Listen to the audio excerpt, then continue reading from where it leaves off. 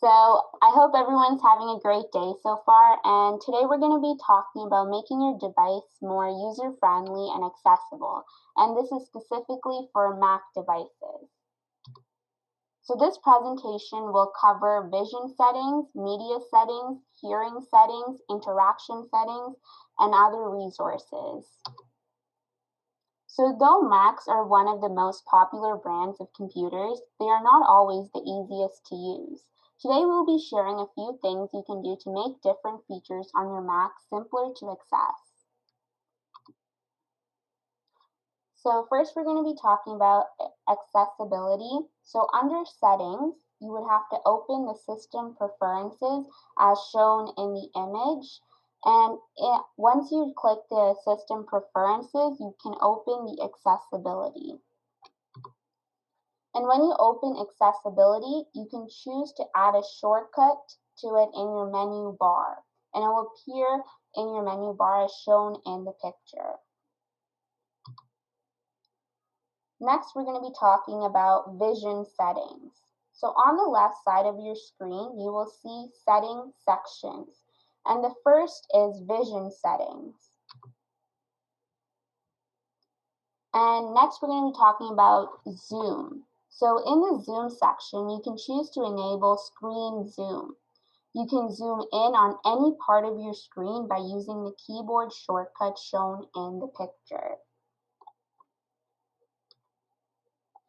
Display. In display, you can change the display color of your screen, the contrast of your screen, and the size of your cursor. And as seen in the image, there's like a slider which you can slide to adjust your display contrast and your cursor size. Speech. Speech allows you to have computer alerts announced out loud. You can also enable your system to read selected text on your screen. You can also select the voice and speed of voice used. Media settings. The next set of accessibility settings are the media settings. Descriptions. Descriptions describe what is happening in videos you are watching, and this feature is subject to availability on what you are watching. As you can see in the image, this is how it will look like.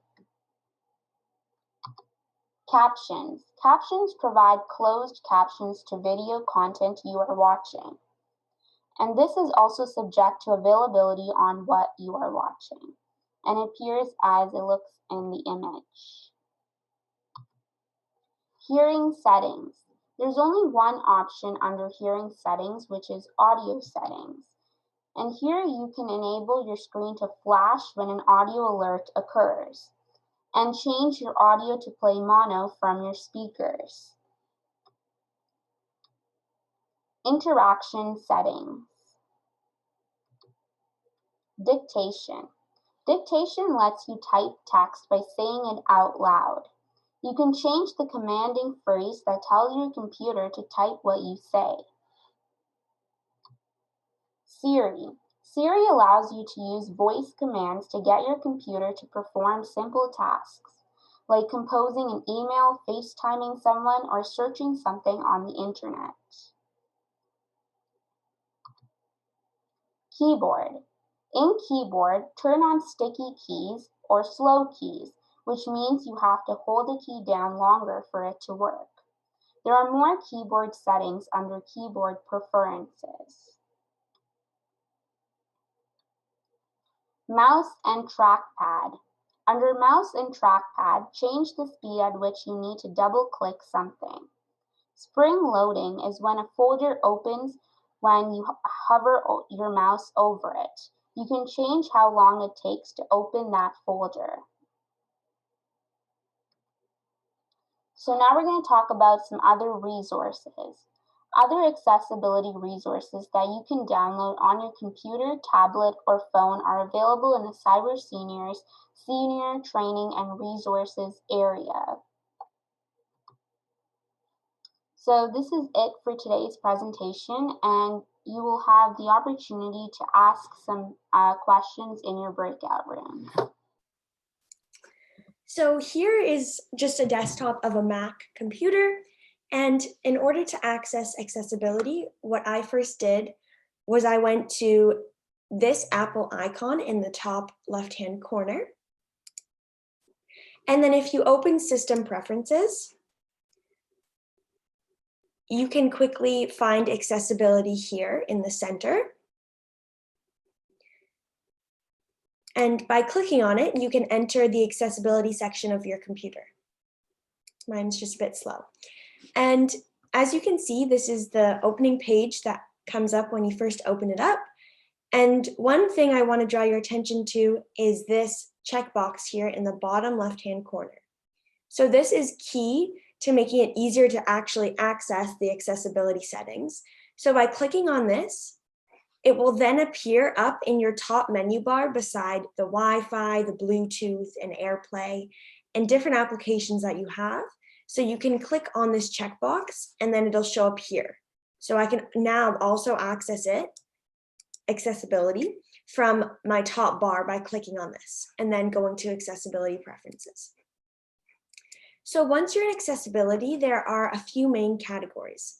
There's vision, hearing, motor, and general. And each of these sections has tools targeted to help with each of these categories. So firstly, we have VoiceOver, which provides spoken and braille description of items on the computer screen and provides control of the computer through the use of the keyboard. So if you're interested in having VoiceOver, you can click on Enable VoiceOver by here, and then it'll be enabled on your device. And then when you're on Zoom, you can zoom in using different buttons on your computer. So here it says use keyboard shortcuts to zoom. So if I press on this, by doing Option Command 8, I'll be able to toggle zoom. By doing Option Command =, I'll zoom in, and doing Option Command -, or the dash, I will be able to zoom out. So by having this turned on, doing these different keyboard shortcuts, you'll be able to actually zoom in and out. So that's a good thing that you can do using your keyboard. And then there's also the scroll gesture with modifier keys to zoom. And then there's also the zoom style, which you can choose. Then for display, this one is really cool. So you can actually invert the color of your screen.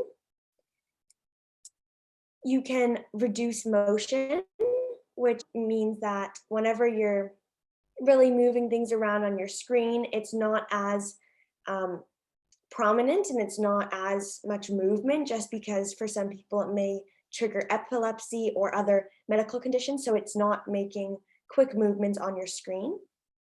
And then you can also increase contrast of your screen.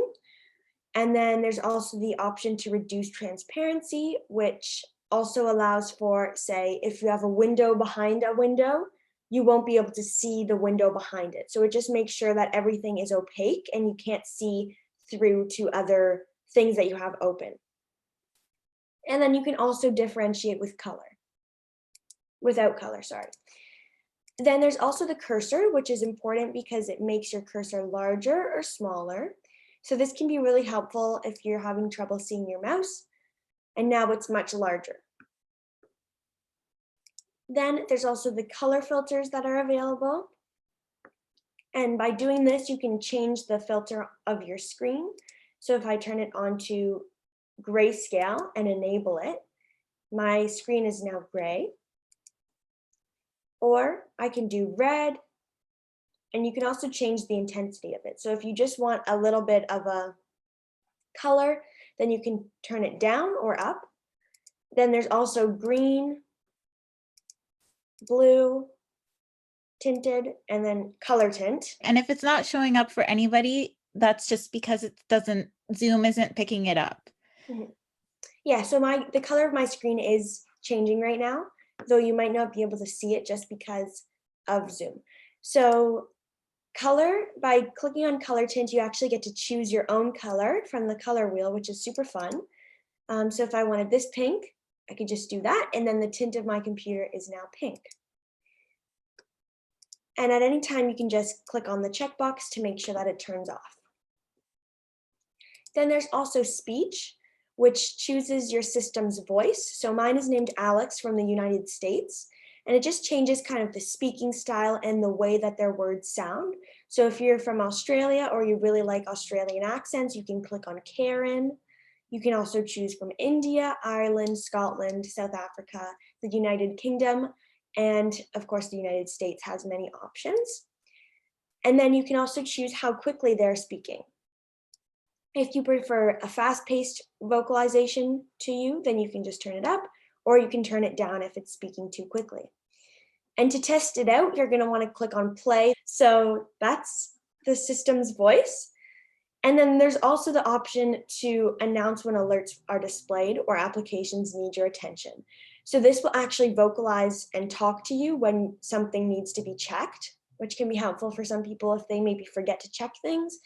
And then you can also do this keyboard shortcut, again, to speak selected text when the key is pressed. So when I click on option exit or escape, then it's going to actually speak to me the text. Also, there's the option to speak items under the pointer, and you can choose if that's after delay, a short period of time, or a long period of time.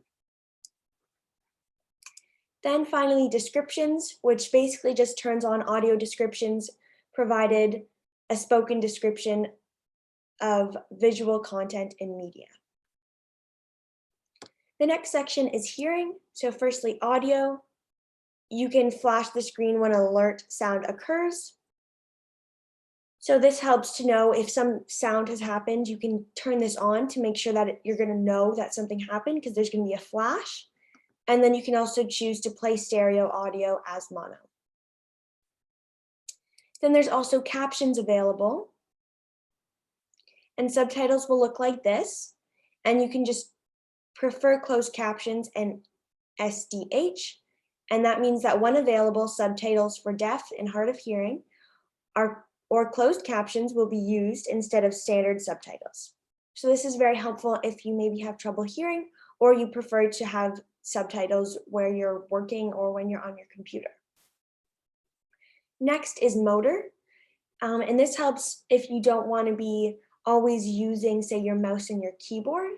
It helps to have less movement of your body when you're working on your computer. So you can turn on voice control, which allows you to edit text and interact with your computer by solely speaking to it. And my language is set to English, and my microphone is set to the microphone that I'm using. And then you can enable voice control, which just allows you to control your computer by talking to it. And then you can also turn on play sound when command is recognized to show that the computer understands what you want it to do. There's also keyboard, which sticky keys allows modifier keys to be set without having to hold the key down.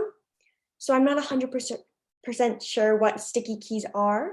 Maybe Lorianne has an idea, but it's something to do with keyboard usage. Yeah, I think it has to do with, so when you want to copy and paste, for example, you usually have to hold down Command and C at the same time, and then Command and D, but sticky keys allows you to just like click it, let go of it, and then click the next button.